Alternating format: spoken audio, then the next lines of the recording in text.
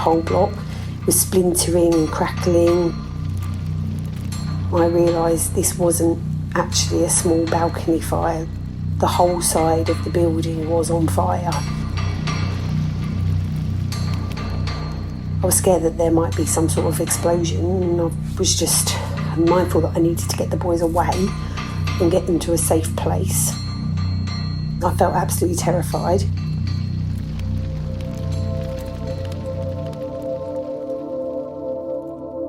Three years on from the Grenfell tower block tragedy, and you'd have thought that we were all wiser and safer by now. But today we catch up with a family whose new home nearly cost them their lives. And we ask, are building safety standards really what they should be? You're listening to Stories of Our Times on The Times and The Sunday Times. I'm David Aronovich. Today, safe as houses? Why you'd better hope not.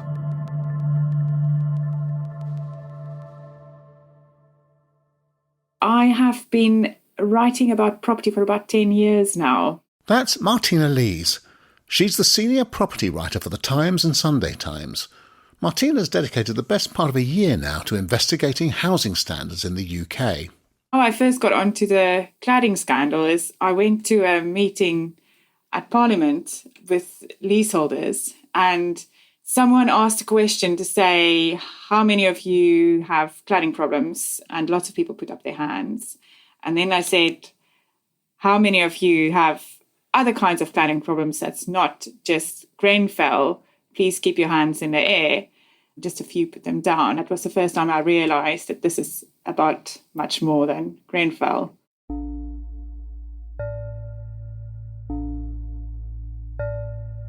About a year ago, there was a fire at a block called Richmond House in South London, in a neighbourhood called Worcester Park. It happened in the early hours of the morning. The Mikkelsen family only woke up to the fire because their little baby was sleeping in their bed and wasn't sleeping. We were woken by Jesse at around 12:30. He was difficult to settle, so I put him in bed with us and we fell asleep quite quickly. That was Danielle Mikkelsen. Danielle and her husband Darren were used to being woken up at regular intervals throughout the night by the newest addition to the family, baby Jessie, though teenager Theo usually managed to sleep through. This particular evening, no one got any rest. Quite soon after this, I was woken by Darren calling me from the living room. He told me the balcony was on fire. His voice was so panicked and scared, I instantly knew that this was serious. I'd never heard him sound like that before. As we got into the communal hallway, just outside our front door, I realised the fire was more serious than I'd first thought. It was hazy. The whole place smelled of burning. A neighbour was running up and down the hallway, knocking on doors, telling people to get out. We ran down the stairs to the ground floor and out of the building. Theo was wearing a t-shirt and his underpants, and Jesse was in his pyjamas and sleeping bag. We could not believe our eyes. Thick black smoke was pouring out of every window, and the whole balcony and those balconies around were up in flames. We took the children and moved a little bit further away so that we were standing in a position that we could see the whole backside of the block. The fire was spreading rapidly. We could already see that our lounge and our kitchen, which was open plan, was on fire. The place was manic with people on the streets, fire engines, ambulances and police arriving in numbers. Fire crews were called at 01:27 this morning to report to a fire in a flat in Sherbrooke Way, Worcester Park. On arrival, crews were faced with a well-developed and intense fire, which resulted in the incident being quickly escalated for additional fire engines. There was nothing we could do but just watch as the fire took over the whole side of our building. It happened so quickly, and we just could not believe what we were seeing. If Jessie hadn't have been awake and in our bed, would we have woken up? There was just a stream of what-ifs, and also a deep sadness at realising nothing in our flat would be salvageable. We'd lost everything, including our car that was parked in the basement garage. Everything we owned was gone. That Sunday evening before the fire, I'd bathed Jessie and removed my wedding rings. They were gone. In all the panic around us, The four of us stood in our pyjamas, speechless, just watching the building burn. I felt totally useless standing there. We'd lost everything. But worse than that was that my children were having to witness and go through this. Theo was 12 years of age. Everything he'd ever owned was in his bedroom. Everything from his childhood. And now he was stood beside me, shivering, with nothing on his feet, and there was nothing I could do. The whole building burnt down very, very quickly. Even though the fire brigade arrived there within 9 minutes, the entire building was destroyed. And yeah, it was just very traumatic. 23 families lost their homes. So what kind of building was it? It's a block of flats, 23 flats, 4 stories. It had cladding on it, but the cladding was not combustible. The reason why the fire spread so fast is because of the way the walls were built. That was the findings of a report that has just come out.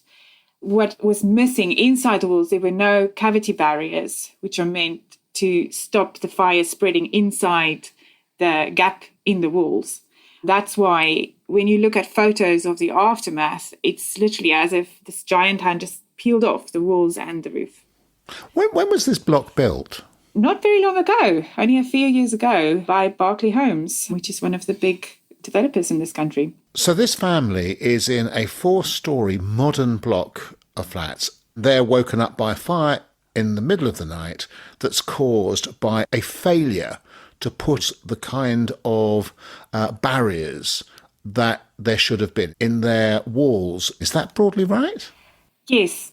It shows that the problems with building safety we have in this country is not just cladding. It's not just the insulation that goes behind the cladding. It's not just flammable materials.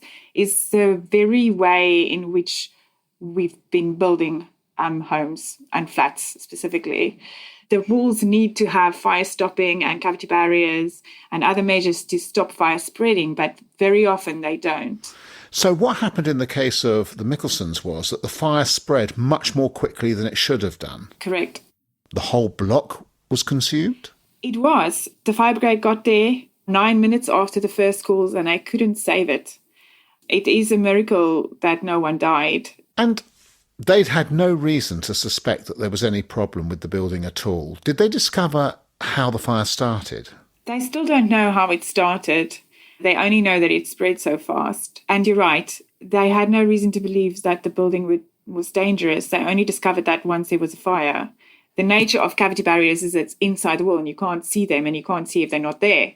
So is it fair to say that it is a building regulation that there should be these cavity barriers in those walls? Well, there is a building regulation saying there should be cavity barriers in those walls. This is quite a basic one, and it was enforced at the time of construction, but they weren't there, not sufficiently and not correctly installed. The report found that it was a design fault.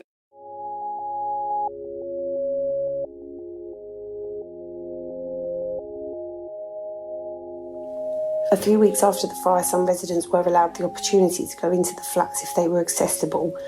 And half of it had collapsed and fallen through to the flat underneath us, and the flat above had fallen into ours. And there was part of our flat that you could get into. So Darren was able to go inside. We were desperate to salvage something, anything. I could not believe it. He was able to access our main bathroom, which was close to the entrance of our flat.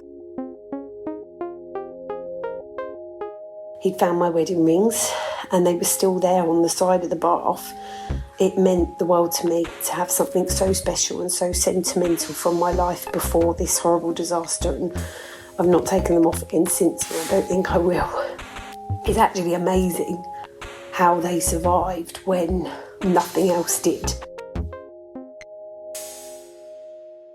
Has there been an investigation? The freeholder of the building had commissioned a forensic architect to investigate why the fire spread so quickly. And there is a court case ongoing now in which the residents are suing for compensation from the developers for the losses they've suffered. Let's go back for a moment to Grenfell, which you could argue epitomises in its worst form some of this. Where were you when it happened? I was asleep in my bed. And like the rest of the country, I woke up and was just shocked at that disaster. I remember driving past the tower on the way into London, and it stood there like a ghostly shell. It's such a scandal that something like that could happen in a country like this. But we've learned since then that it's about much more than that tower. It's the system.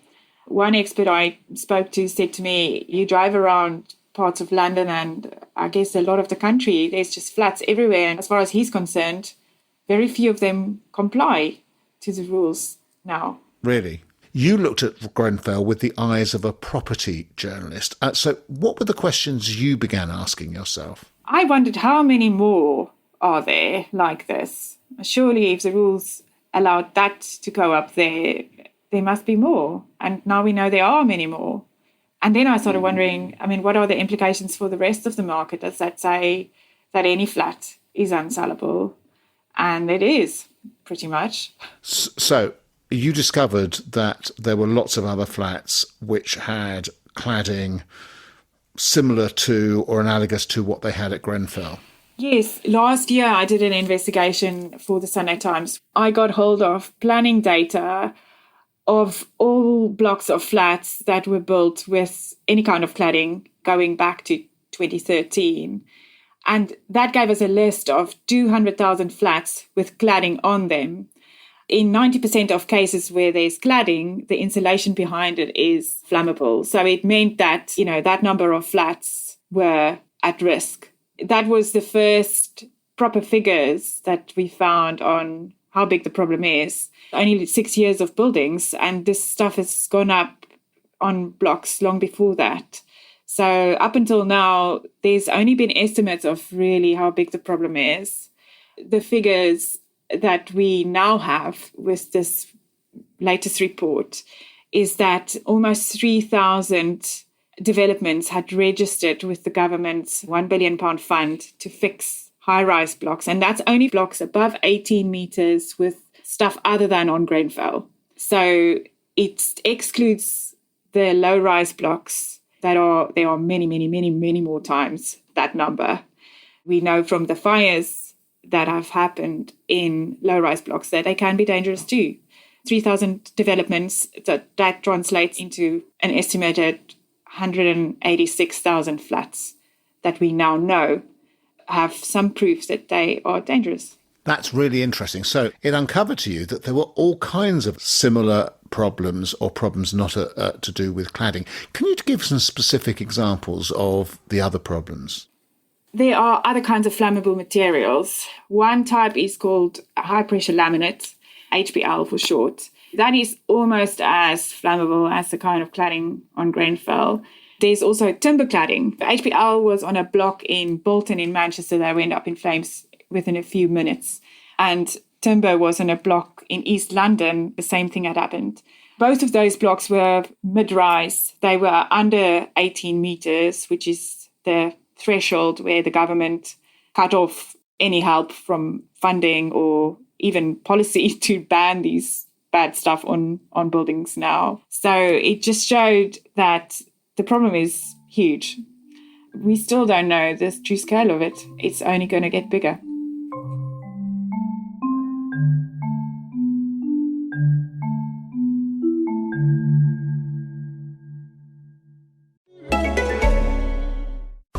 Don't let things pass you by. I try to live for the future. We're stronger together. This is Journeys Through Pulmonary Fibrosis, sharing heartwarming and courageous stories from people affected by a rare lung condition. Listen for free on your favourite podcast app. Take on the day with Microsoft 365. Access your calendars, contacts and to-do lists anywhere the day takes you. Plus, get 1 terabyte of cloud storage. Get started at Microsoft365.com/learn more. People who don't live under these circumstances and haven't had these problems, why, even if you don't have a fire, this can badly affect you? Lenders have realised that we can't trust the building regulations anymore to show that something is safe. It's quite logical. A bank doesn't want to lend against something if it's at risk. They want a new kind of proof, and that's called an external wall system report, EWS1 for short. If you live in a modern flat, even if it's just 3 stories in a brick building, you're very likely to be asked for that form to prove that your building is safe.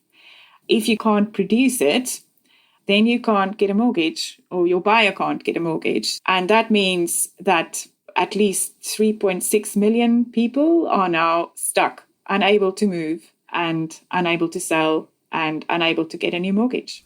You're kidding, 3.6 million? Yes, that's how many people live in modern flats built in blocks of 3 or more stories since about 1945. Any of those could be asked for that certificate if you go to a bank now.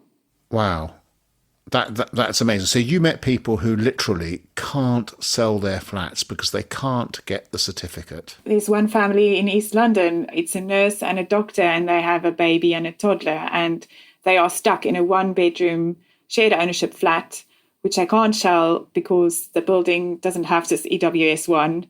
They also own another 1-bedroom shared ownership flat that the wife had bought before they got married, and they can also not sell that for the same reason. The building might be safe, but because they can't prove that it is safe, they're stuck.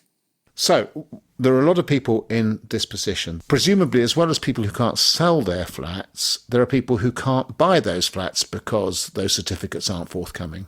It's happening increasingly that buyers of any flat pretty much will go quite far in the transaction, and then they realize, and then they ask them for the certificate and they find out that they can't get it. So the transaction falls through. So you lose your survey fees and your legal fees. The whole property chain then collapses. You might think that you live in a house and this doesn't affect you, but if you're selling your house and your buyer is in a chain that starts with someone in a flat, you could very well lose your whole chain because of this. Why are EWS1s not being granted? Are they not being granted because they're too difficult to get, or are they not being granted because actually the buildings are regarded as unsafe?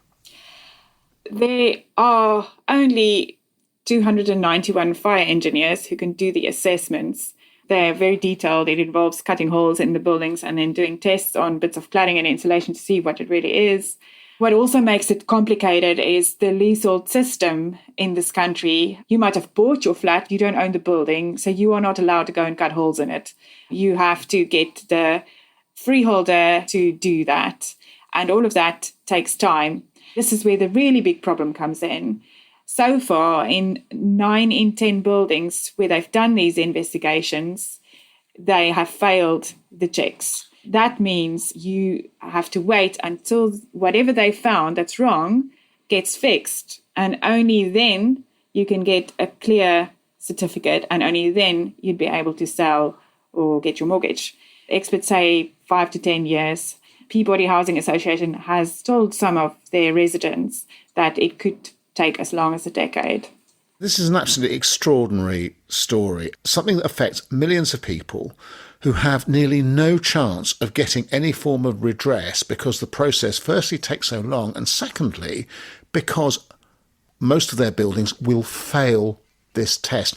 Why are their buildings failing the test? It is the result of decades of regulatory failure. A, the rules weren't right. They just didn't require the right materials.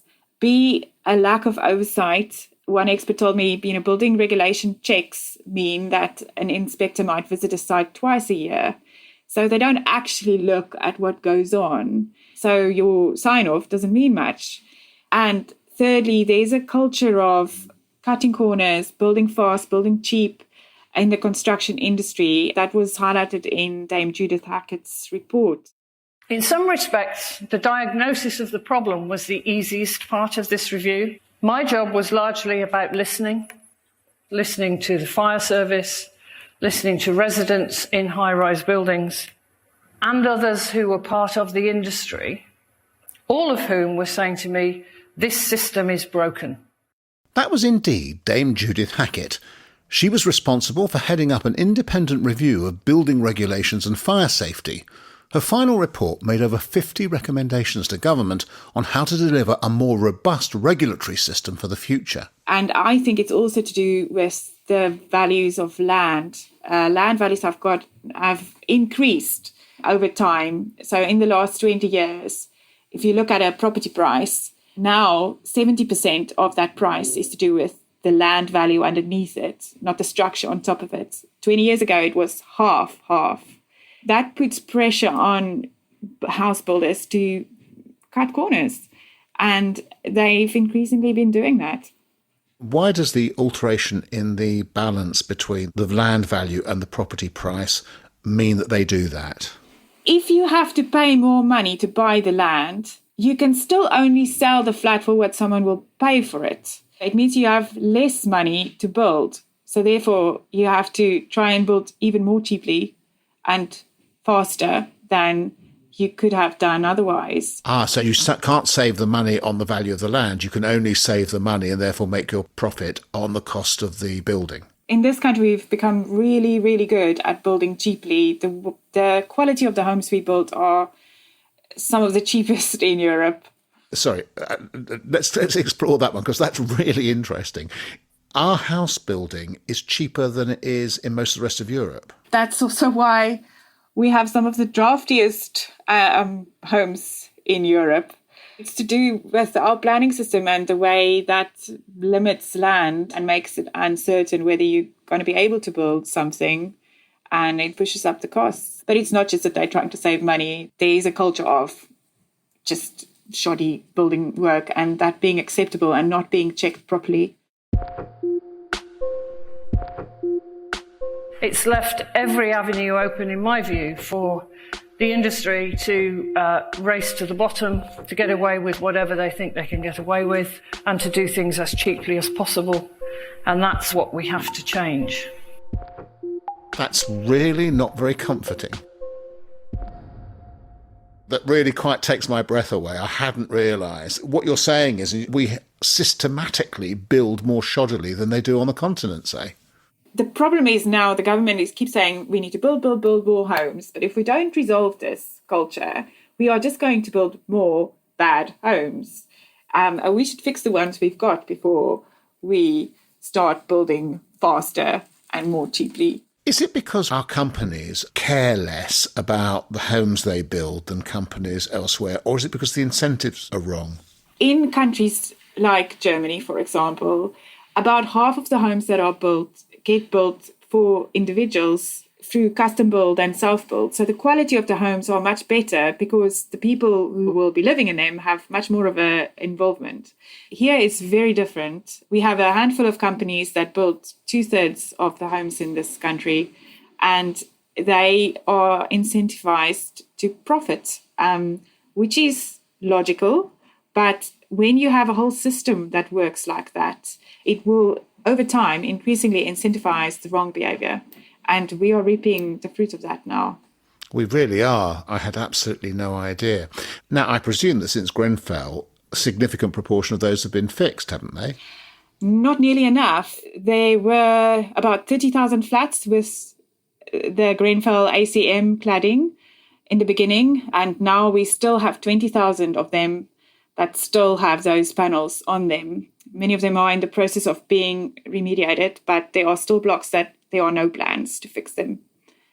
The government has been heavily criticised for being so slow to sort it out. Now, you told us earlier about the EWS1 certificate. I imagine that no building that has that cladding can get an EWS1 certificate by definition. You are right. If you have Grenfell cladding on, you'll definitely... Well, you can get a certificate, but it will say it needs work. And if it says that, you can't get a mortgage. There's a few buildings that have Grenfell cladding where people have been able to start selling and getting on with their lives again. But it's quite complicated and technical to get to that point. You and I both live in Victorian houses, but let's say we wanted to buy a new house or a new flat. What would you insist upon if you were going to look at it? I wouldn't buy any flat in a modern building definitely not if it's any higher than 3 stories, because you will probably get caught up in this issue and it's not going to be resolved for a long time. This doesn't mean that all buildings are Grenfell towers about to go up. There's a very big difference between Grenfell and a block with a little bit of cladding on the top floor. But the problem is the banks treat